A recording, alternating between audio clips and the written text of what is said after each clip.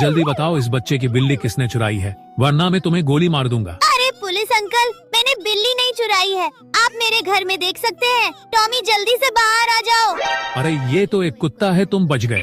अब तुम जल्दी से बताओ कि बिल्ली कहाँ छुपाई है। अंकल मेरे पास बिल्ली नहीं है, मेरे पास तो एक सांप है। अरे बाप रे, ये तो असली सांप है। बेटा मुझे सांप को मत खिलाना, मुझे माफ कर दो, मैं जा रहा हूँ।